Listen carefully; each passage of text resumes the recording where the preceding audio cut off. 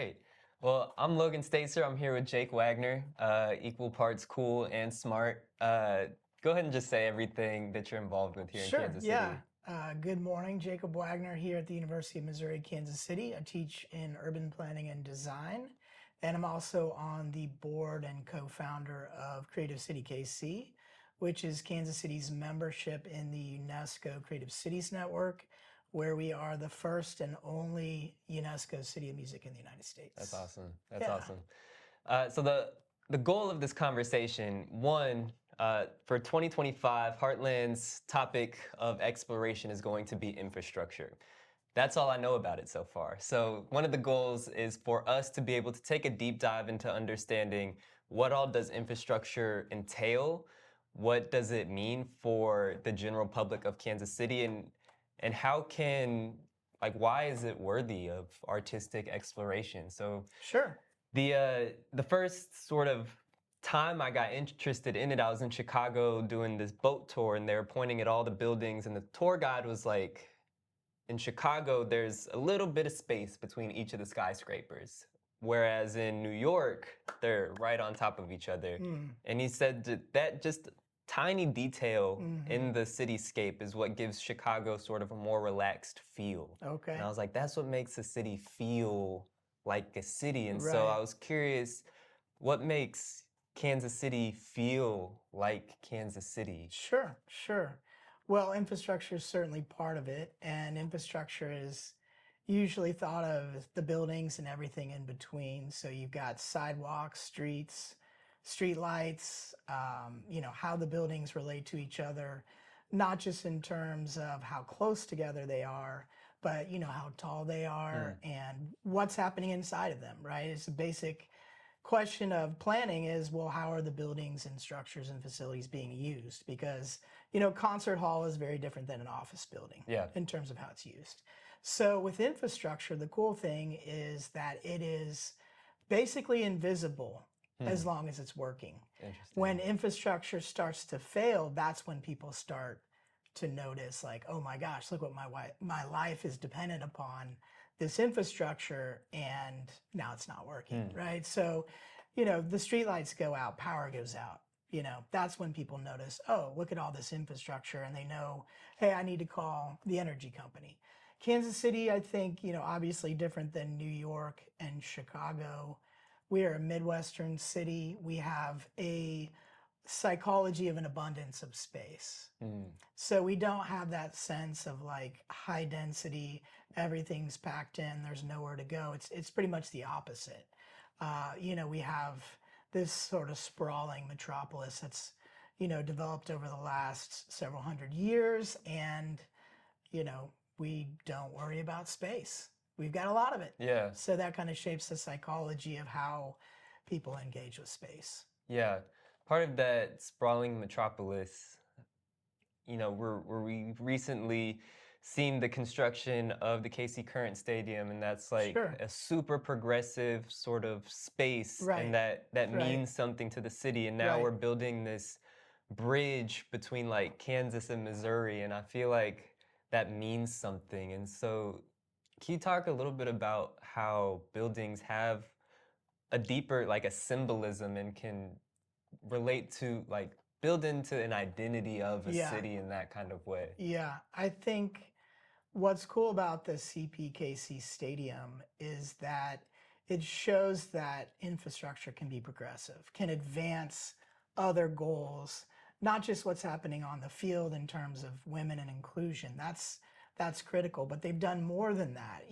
That was probably enough to focus on gender inclusion, but to that they've added quite a bit of what we call green technology or sustainability in their infrastructure. So they're focused on things like reducing and eliminating plastic waste and having composting, so that your experience at the stadium, they have local food. And so that's really a way to pay attention to the way that a big infrastructure investment like that can advance the existing city rather than being built outside of the city where people have to drive to get to it. So it's right there in the heart of the city. It's right on the riverfront, so it's bringing people to the river, and it's setting you up to have this amazing experience on the field and off the field. And that progressiveness of policy is what you need from heavily influential sectors like sports. You need them to lead with infrastructure that's more sustainable. And that's why they have so much community support. Yeah. People really get it. They Yeah. want to ride a bike and walk and take transit and not just drive everywhere. So there's a bit of a battle right now around that question. Is Kansas City just a city where our infrastructure is built for cars, or is our infrastructure built for people? Pretty big choice as we move into, hotter and hotter climate, more difficult in terms of sustainability and, Yeah. Are we just building for the automobile or are we building a city for people? That's interesting. On the opposite side of this progressive policy and understanding how building a well, yeah, I want to backtrack a little bit, but can you explain how building a stadium is a form of policy or how buildings equate to policy and public policy? Sure, yeah. So there's a ton of public support, some of which is direct financial investment in a facility. My understanding is CPKC Stadium was privately financed, but that doesn't mean there's not public dollars going into making it happen, right? It's put together on Port Authority land. The Port Authority is a public agency charged with managing all things along the river. And, people don't often think of Kansas City as a port city, but we are. We're just an inland port. So the port is really important in terms of Kansas, Missouri rivers coming together, the confluence. That's why Kansas City is here. In public policy terms, organizations like the Port Authority are put in place with public dollars to make development happen, because development generally needs to be facilitated, supported, managed, regulated by the public sector to advance shared goals. So the private sector is bringing capital, talent, expertise in terms of how to build and design that stadium, and we need to do what they do well. The other context is, where is it in the city? How do I get to it? Yeah. Where's the water and wastewater coming from and going? Where's the energy coming from? Those are all infrastructure questions that, again, you take for granted because it works, and when it doesn't, then you see it. That makes sense. And that brings up, I'm glad we went there, because I think another part of framing this right is it's easy to see these big, magnificent, like landmark things, but you mentioned development too, and I automatically go to all the apartments being built and like all the new living spaces as people are starting to come to Kansas City. So can you also talk to this idea of like development and like what we're starting to see in Kansas City and some of the tensions that are popping up around, developers in the city and, how it's being influenced as more people are starting to come here and wanting to live here? Sure. So Kansas City has that sort of abundance of space mentality that has allowed us to grow a city where it's pretty easy to get around, if you have a car. And if you don't, then, it's challenging from a walkability perspective. And changing the infrastructure, the housing, the density to build a walkable city, a walking city, again, because we did have a very walkable city for a very long time in terms of streetcar infrastructure and public transit. You have to change your priorities and change what gets built. And that's where the tension is when there are people who are used to building in a very suburban style for the automobile-based city. They get upset when you're like, no, we're going to shift gears and we're going to invest in higher density, walkability, located on transit. So what you're seeing right now is that shift is happening in infrastructure. And it's happening in infrastructure to facilitate private sector development. Usually the public sector development is going to go in and provide the kind of basic foundation for then more private infrastructure and investment. So you've got to build the streetcar, you've got to build in the infrastructure if you want people to walk, but also if you want to support people who want to have a more walkable lifestyle, be able to live in a higher density housing unit and get to what they need to get to, either walking, by bike, or by transit. To do that, you're changing public policies, but you're also changing mindsets around priorities. And the conflict is when people, it's just, that's the way that people react when their environment starts to change. And so things that people took for granted, like being able to drive fast because there's no traffic, that's got to shift. You actually have to have congestion so that people start to choose transit over the automobile. Interesting. Interesting. Cool. So I like this theme of you only notice it when it's not working. And I think Kansas City has a history of sort of one obvious street in particular that we're like, the other side of that street, whatever's happening over there isn't working. And of course, this being the Truce Divide in Kansas City. Now, I know there's a long, long history behind Truce, but as Kansas City's moving forward in such a really progressive way in infrastructure, on the other side, what are we seeing happen, on the other side of Truce, and how do we think about policy? How do we think about infrastructure? How do we think about advancement on the east side of Kansas City from a policy and infrastructure perspective? Sure. So here at UMKC in urban planning and design, in 2016, we set up the UMKC Center for Neighborhoods. So we work with neighborhood leaders all over the city, and we're very familiar with housing and neighborhood conditions all over the city. But both Troost and Prospect are main corridors where we've worked with all the neighborhoods along those corridors. The Troost Divide is a simple way to reference and talk about a very complex topic. And it's almost a trope, right? The idea of Troost as this sort of racial dividing line, predominantly African American on one side, predominantly white on the other. That segregation really is a modern invention. I don't think a lot of people know. You don't really see it in terms of like the demographics until 1970. Then it becomes really obvious that that's the split. A lot of neighborhoods in Kansas City before 1970 were going through a lot of changes. And so that's really when suburbanization regionally kicked in. And, predominantly white neighborhoods changed within a decade from being 80 or 90% white to being 80 or 90% African American. Interesting. What that was is there was a pent-up demand for African Americans to have better access to housing. And that was after World War II, there was just not enough housing because we had stopped building housing during the war to focus on the war effort. And so throughout the country, cities like Chicago and Kansas City, New Orleans, and other cities were trying to build housing really quickly.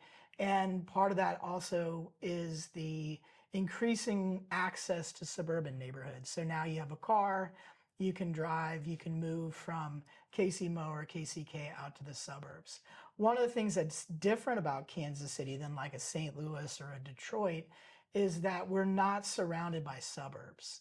So the city could suburbanize within the city limits. So if you look at a map of Kansas City, Missouri, we go from the airport all the way south out towards Richards-Gebaur.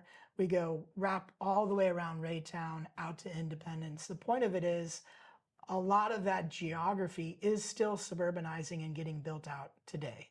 That was not the case for a city like St. Louis or Boston, which had been surrounded by suburbs and could not expand.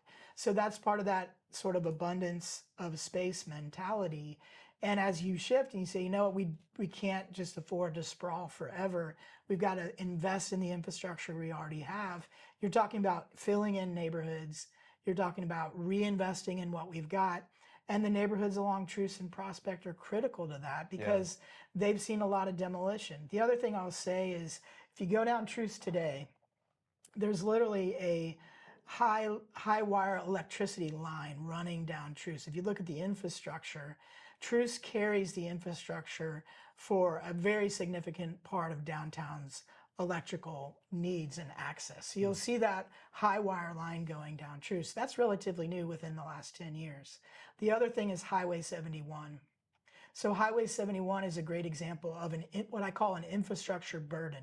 So predominantly African American neighborhoods, Hispanic neighborhoods on the west side have carried the infrastructure burden for the metro area. So what that means is they have more highways, going through their neighborhoods than any other neighborhoods in the region. And because of that infrastructure burden, they have all kinds of health challenges that come along with that, asthma in particular, because of the pollution that comes from cars. So what you see with that infrastructure burden is really a need to address equity, Yeah. right? Racial equity across the board, regionally, locally, and at the neighborhood scale, because some neighborhoods have to carry that infrastructure burden for the Interesting. whole region. And the reason why it often happens in Black and Hispanic neighborhoods is because other neighborhoods don't want it. They're more powerful and influential in terms of money and politics, and they can push that infrastructure into predominantly Black neighborhoods. And so that's really an issue of environmental justice in Yeah. terms of how infrastructure both helps people but also has that burden, those unintended consequences. Yeah, I mean, it sounds like infrastructure, from the beginning of this conversation even to now, like at first we were just thinking buildings and like cool structures, but Yeah. now we're talking about how it affects public health. It Sure. affects, there's environmental implications. Absolutely. And so it's really, there's so much interdisciplinary sort of understanding. And it's a very, like all things policy, it's very vast and interconnected.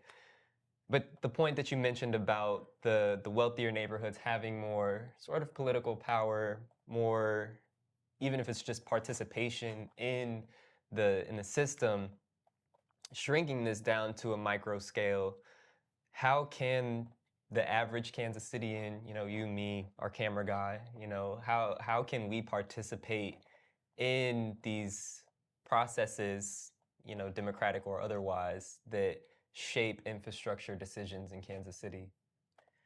So in Kansas City, Missouri, the city has the Public Improvement Advisory Committee, PIAC. And PIAC has 2 representatives per council district appointed by each council person. And those folks are out there getting people ready to apply for what we call the PIAC funds to do infrastructure improvements in their neighborhoods. So neighborhood leaders who we train here at the Center for Neighborhoods, they are trained to understand how it works and how to apply. Those public dollars are a way of directing investment where it needs to go, whether it's parks, fixing up parks and park infrastructure, replacing, shelters and play areas. Water is huge right now, so there's a massive investment in cleaning up our water system because we've violated basically federal law in terms of water quality. And so we've got to take pipes out of the ground and disconnect storm water from sewer and sort all that out. So that's going on right now, and people will see it in their neighborhoods. Like, it's changing parks and public spaces and streets as we speak. The thing about it is we talk a lot about gray infrastructure as pipes, highways, big, anywhere there's a lot of concrete is like gray infrastructure. And the challenge right now for all of us is to shift to what we call green infrastructure, and sometimes blue-green infrastructure, where it's incorporating landscape, plants, trees into the green infrastructure, and then also water with the blue infrastructure. So that sort of shift is about climate change. It's about adaptability. It's about decarbonizing our infrastructure in ways that advance sustainable communities and have benefits. One of the biggest benefits of green infrastructure, like green roofs, which you'll see some around town, is it actually cleans the air. So it's not so much about, cleaning the rainwater, that's great, but it actually can improve the air quality for people who are, exposed to all kinds of pollutants in an urban environment. So that can help with asthma and help reduce sort of, the bad things in the air. Yeah. So in terms of seeing infrastructure and then engaging with it, first you have to see it. Then you have to understand how it works, how it could work, and what are the changes happening in my community. Kansas City has a massive amount of design and engineering firms. So we have a high concentration of architecture, engineering, and design firms in Kansas City. And because of that, we have a lot of people doing innovative work in those firms every day. That's awesome. But it's not often visible. And artists and creatives are the folks who can help visualize the changes that are happening. So, for example, the TWA building downtown with the TWA rocket on top of it. Yeah. Everybody knows that building, but do they know it has a green roof? Hmm. So it was renovated, they put a green roof on it. So you can look around downtown and see where there's been attention to green infrastructure on our buildings to reduce the carbon and climate impacts of those buildings. That art on top of that building helps draw people's eye to it. Other projects are important in terms of integrating artists into infrastructure. In Austin, Texas, they were doing cool things with their lighting, where their lighting was hooked up with cameras so you could do cool shadow That's cool. designs on the sidewalk from the lights coming down onto the sidewalk. So like artists can engage with creative ways to visualize infrastructure so people can see it. And then the next step is helping people understand it. Okay, I see it. I see that bridge. I see they're replacing the bridge. What else can we do? And we have a long history of integrating the arts into public works going back to the New Deal. So this is not a new idea. It goes deep into the City Beautiful movement, of the 1890s. There's been this long history of saying, hey, our infrastructure needs to be functional, it needs to be safe, but it can also be beautiful in a way because we're spending all these public dollars. Let's make sure it's beautiful. Let's make sure we build a lasting legacy, not just for the next 5 years, but for the next 100 years. Yeah. So I want to end on that last point, sort of speculating 100 years. About 15 to 20% tops maybe participate in like local elections, city council and stuff. But if even we get that up to 30, 40, 50% of Kansas City really bought in and really pushing for the best Kansas City possible from an infrastructure perspective, what does that look like? And what can Kansas City be if we really are aware and energized about infrastructure? Well, I actually think we are, and it's not necessarily for a good reason. When the Royals proposed to build a baseball stadium on top of our arts and culture district, that got a whole bunch of people's attention really fast, and they voted it down because they knew, hey, this is a lot of money, and why are we destroying an existing neighborhood when we have all these parking lots and other places for it to go? So I actually think voters here are pretty well aware of infrastructure with the amount of employment in design, engineering, and architecture, with the big ticket items of CPKC, Children Mercy Park for Sporting KC, the Royals and the Chiefs. Our sporting culture is supported by that infrastructure. And we have a lot of firms who work on infrastructure here. And in addition to that, I think people are just aware of a good city includes infrastructure, and we should be building towards something, not demolishing something. And so it feels to me like people have a pretty good read on when things are going to benefit the greater good. That's good. And when they're a little bit more selfish and the less publicly minded. So the challenge is really to keep that momentum going, use opportunities like CPKC Stadium to visualize and show people what's possible, and then to carry it out beyond sports to other things, to music. A lot of people really want live music in their neighborhoods, but they may not have a small amphitheater or an outside facility for it. We saw that during the pandemic.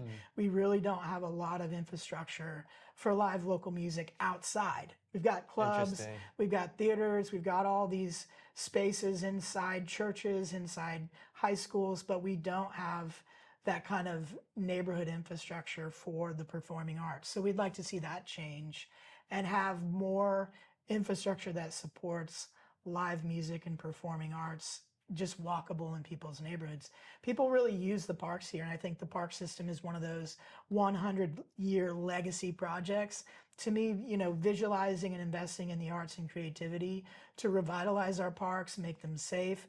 And the other thing is streets. We've got a big conflict going on with streets right now with the racing culture and, just people, having that outlet. And so that's got to become healthier because right now it's not, it needs to change in a positive way. We don't need to criminalize it, but it's an opportunity for creativity around, well, where is a good place for that? Because it doesn't need to be everywhere. The city doesn't need to be some kind of open drag race, it needs to be safe. It needs to happen somewhere where it is safe, but we need to reclaim our streets for, walking, for bicycling, for other things besides street racing and sideshows. So that's a big opportunity to say, hey, how can we be creative here, build some new infrastructure, use the infrastructure we have better so people have a place to race if that's what they want to do, but it doesn't have to be like right in the middle of your restaurant district where people aren't going to want to hang out, you know? Awesome. Well, hey, there you go. If you've never heard of infrastructure, never heard of urban planning, this is your masterclass right here. So thank you so much. You got it. Thank you. And Heartland Arts will be spending 2025 diving deeper into this with art. So great. We'll see what happens.